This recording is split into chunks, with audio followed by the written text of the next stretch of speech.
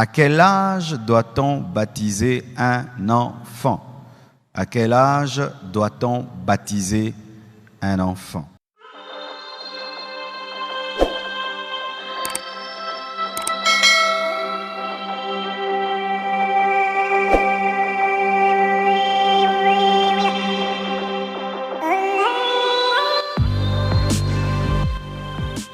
À quel âge doit-on baptiser un enfant? À quel âge doit-on baptiser un enfant? Je vois dans les églises de réveil, étant donné que nous sommes contre le baptême des bébés, alors on ne baptise que les adultes, on ne baptise que les jeunes. C'est rare de voir dans une église, on baptise un enfant de 8 ans, de 7 ans, un enfant par immersion, de 12 ans, 15 ans, plutôt de 12 ans, 10 ans, c'est très rare. On pense que si on le fait, c'est comme si on rentre dans l'autre église. Bien-aimés frères, à quel âge on doit baptiser un enfant? C'est lorsque un enfant est capable de croire, est capable d'avoir de la conscience, est capable de s'engager pour Dieu. Si un enfant est capable de comprendre les choses de Dieu et de croire en Jésus-Christ et de s'engager, quel que soit son âge, il faut le baptiser. Alléluia. Pourquoi? C'est un chrétien. Alléluia. C'est un chrétien. La Bible n'a pas fixé l'âge pour être baptisé. La Bible a fixé la dimension. Pour être baptisé, il faut être capable de s'engager. Alors si il y a par exemple Jimmy Swaggart, il s'est converti à 8 ans. Il y a des enfants qui à 8 ans parlent déjà en langue. Un enfant qui parle en langue à 8 ans, comment tu vas l'interdire d'avoir le baptême d'eau alors qu'il a déjà le baptême du Saint-Esprit?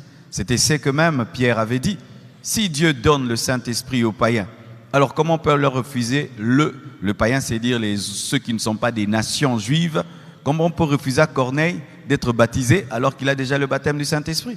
Si tu as ton enfant déjà qui est né de nouveau, comment tu peux empêcher un né de nouveau d'être baptisé? Alléluia.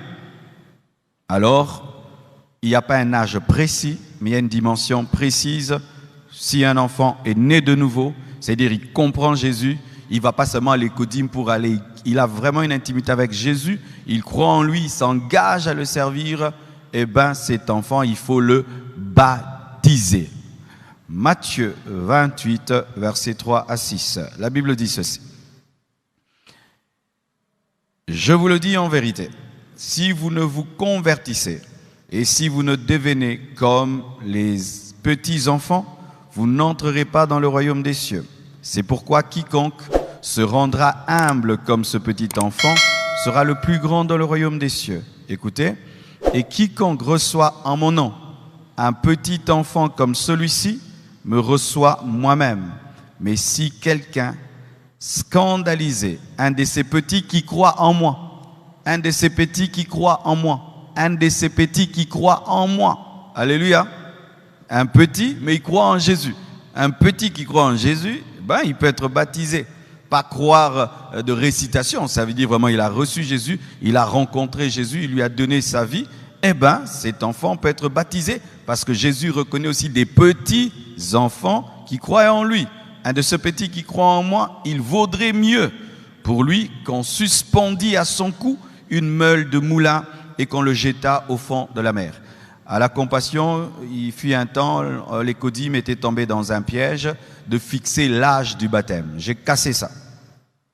C'est-à-dire que les enfants viennent enfants et puis grandissent à la fin de l'écodime, avant d'entrer dans la grande église, on vous baptise. C'est pas biblique.